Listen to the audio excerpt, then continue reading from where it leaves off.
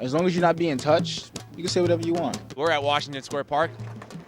Let's go talk to people about free speech. We're just talking about free speech. What are your thoughts on free speech? Do you guys think the First Amendment is important? Well, yeah.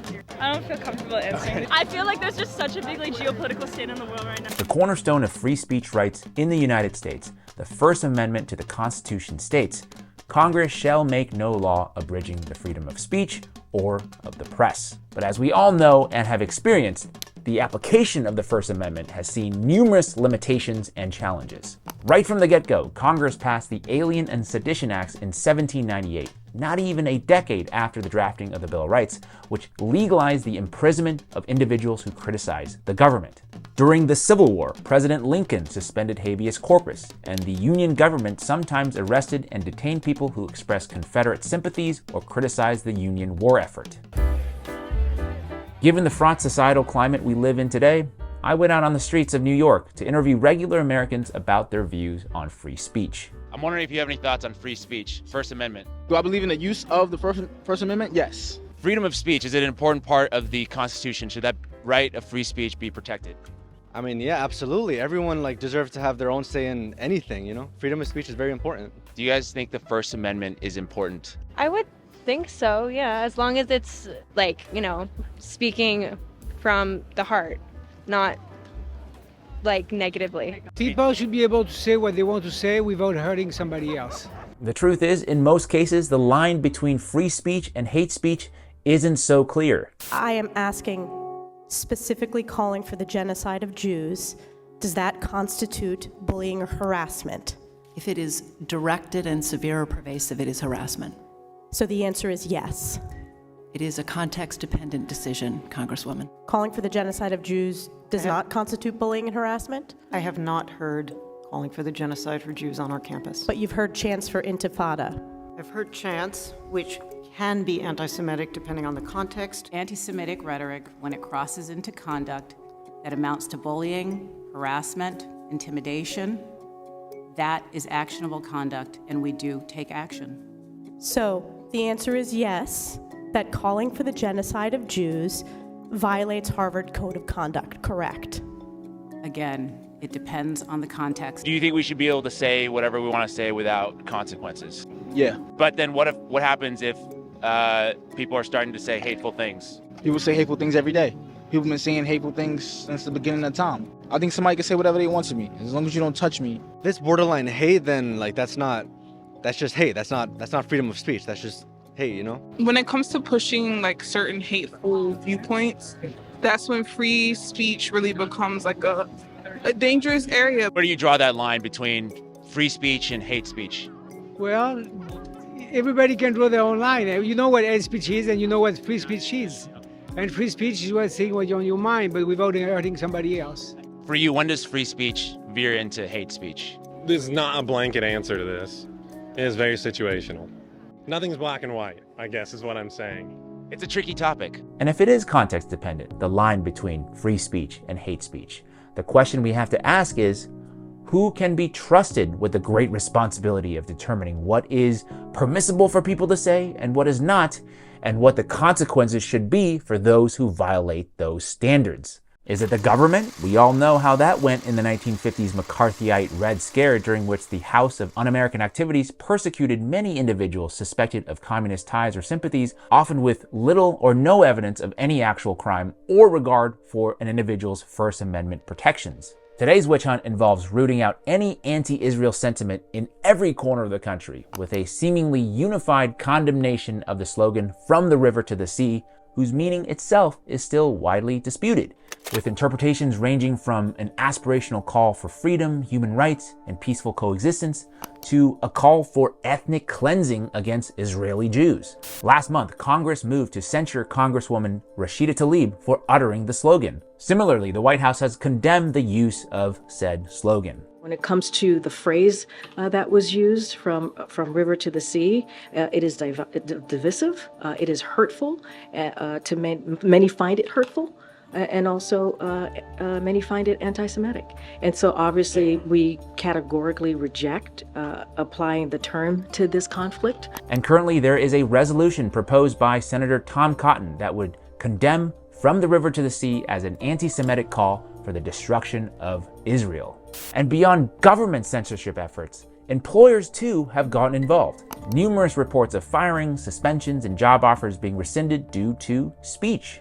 MarketWatch.com even put out an article warning folks to, quote, choose your words about Israel, Palestine, Trump, and Biden very carefully, for the consequences could be job termination. Even the self-ascribed free speech warrior Elon Musk says X-users who deploy the terms decolonization, from the river to the sea, and other similar euphemisms that necessarily imply genocide will be suspended from the platform.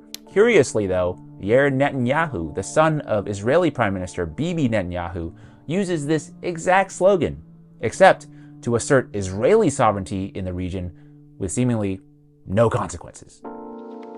You don't draw any red lines in terms of, hey, this is, as long as you're not like outwardly inciting violence, let's say, then it's all fair game. So yeah. What about people who are getting like fired from their jobs for posting something online? I think it depends on what they've posted. From the river to the sea.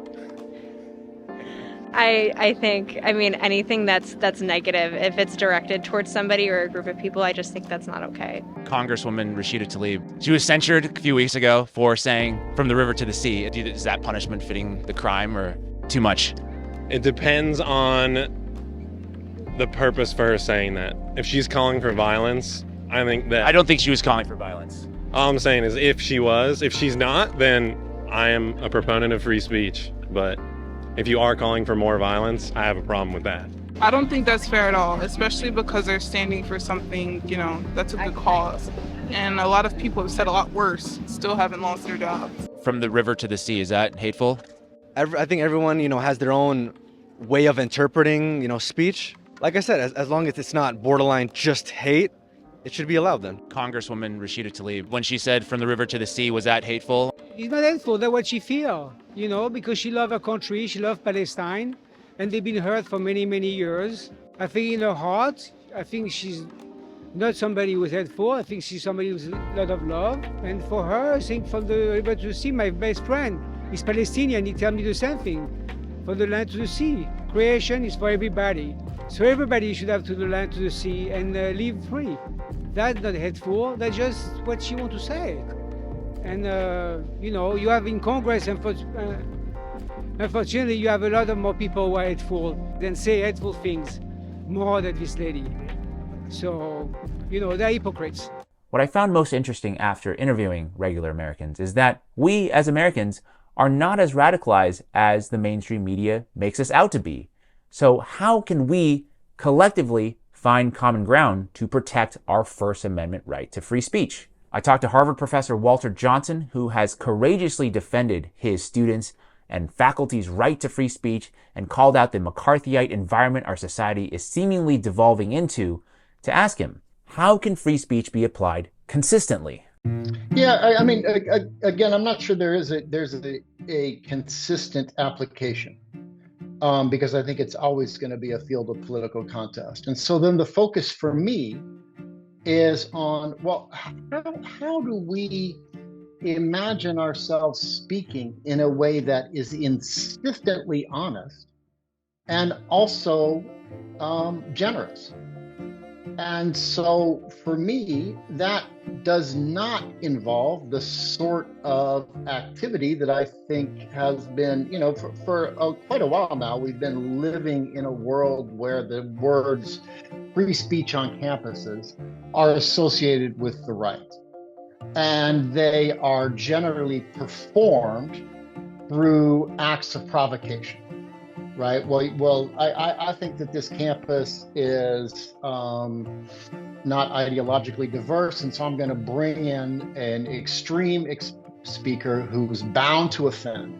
Well, what if we imagine our commitment to free speech, like to the freedom part? What if we imagine it is not something that's defined by our ability, that we're allowed to do harm with our words? What if we imagine it as trying to really speak honestly, to really pursue justice?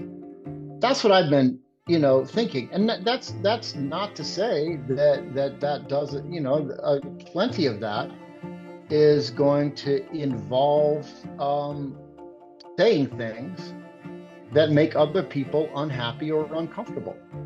Saying that the state of Israel is an apartheid state, which I think it is, right? But I don't say that because I want to do harm. I'm not trying to prove some kind of point by that. I'm not trying to prove I'm allowed to say that. I say that because I think it's true. And what if we just hold ourselves to that standard? I think there is a reason why freedom of speech is first in the Bill of Rights, not second, third, fourth, or even fifth.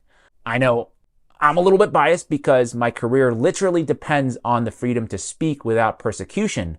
But in a healthy democracy, if that is something that we strive for, shouldn't we as a people have the right to challenge ideas and opinions, especially of those who wield power over others, without fear of retribution, even if it makes some people uncomfortable? To quote Evelyn Beatrice Hall, "I may disapprove of what you say, but I will defend to the death your right to say it."